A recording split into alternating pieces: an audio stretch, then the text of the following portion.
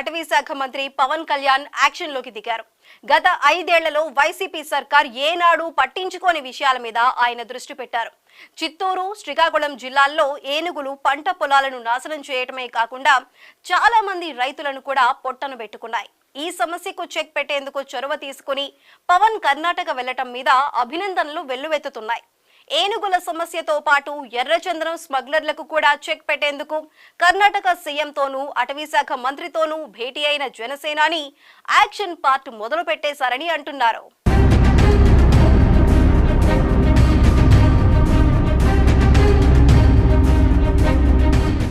AP ఉప ముఖ్యమంత్రి పవన్ బెంగళూరుకు ఎందుకెళ్లారనేది కూడా ఆసక్తికర విషయం. చిత్తూరు, శ్రీకాకుళం జిల్లాల్లో గజరాజులు ప్రజలకు కంటి మీద కునుకు లేకుండా చేస్తున్నాయి.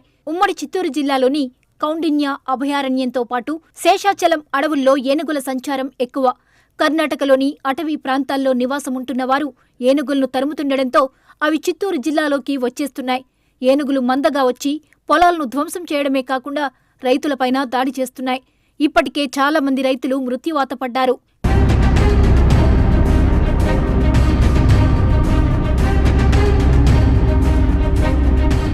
గత 5 ఏళ్లలో ఏకంగా 25 మందికి పైగా ఏనుగుల దాడుల్లో మరణించినట్టు చెబుతున్నారు.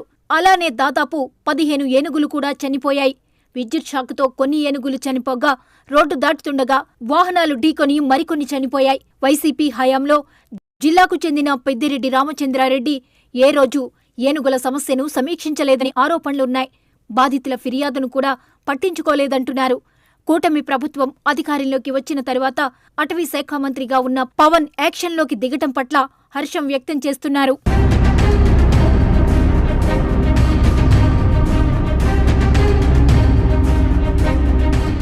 పొలాల మీద, ఓళ్ల మీద పడే ఏనుగులను తరిమేందుకు కుంకి ఏనుగులు ఉపయోగపడతాయని అటవీ అధికారులు గతంలో పవన్ కి చెప్పారు. ప్రస్తుతం ఏపీలో కేవలం 2 కుంకి ఏనుగులు మాత్రమే ఉన్నాయి.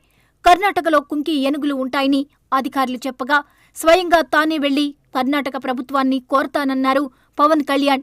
అలానే పనిలో పనిగా ఎర్రచందనం అక్రమ రవాణాదారులు బెంగళూరు రూరల్ జిల్లా కటికెనహళ్లిలో ఎక్కువగా ఉన్నారని సమాచారం. వాళ్ల మీద కఠినంగా వ్యవహరించడానికి 2 రాష్ట్రాలు చర్యలు తీసుకోవాలని పవన్ అభిప్రాయపడుతున్నారు.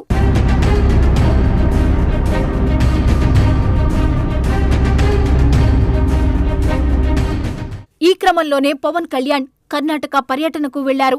ముందుగా కర్ణాటక సీఎం సిద్ధరామయ్యను మర్యాదపూర్వకంగా కలిశారు. ఎర్రచందనం స్మగ్లింగ్ను అడ్డుకోవడానికి సహకరించాలని పవన్ కళ్యాణ్ కర్ణాటక సీఎంకు విజ్ఞప్తి చేశారు. వన్యప్రాణి, అటవీ సంరక్షణ అంశాల మీద కూడా ఆయన చర్చించారు.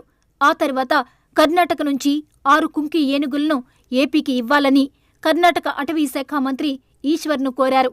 అలానే ఎర్రచందనం అక్రమ రవాణా నివారణకు తీసుకోవాల్సిన చర్యల మీద మంత్రితో పవన్ చర్చలు జరిపినట్లు సమాచారం.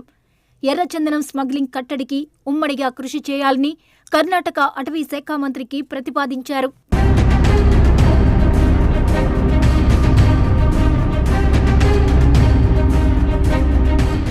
కర్ణాటక ఏపీ సరిహద్దు వైపు ఏనుగుల సమస్యను పరిష్కరించేందుకు కర్ణాటక ప్రభుత్వం సహకారం అందించడానికి ముందుకు రావడం సంతోషం కలిగించిందని పవన్ అన్నారు. 8 కుంకి ఏనుగులను అందించేందుకు ఒప్పుకోవడం మంచి పరిణామమన్నారు.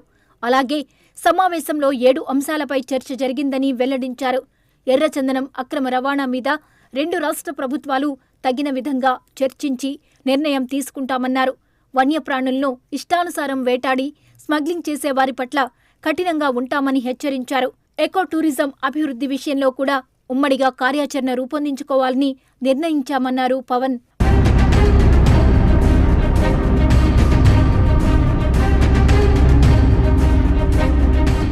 మొత్తానికి గత 5 ఏళ్లలో ప్రజలు కష్టాలు పట్టించుకోకుండా వైసీపీ వ్యవహరిస్తే అధికారం చేపట్టిన కొద్ది రోజుల్లోనే ఏపీ వాసుల కోసం పవన్ యాక్షన్లోకి దిగి పొరుగు రాష్ట్రాలతో కూడా చర్చలు జరపడం పట్ల ప్రశంసలు వెల్లువెత్తుతున్నాయి.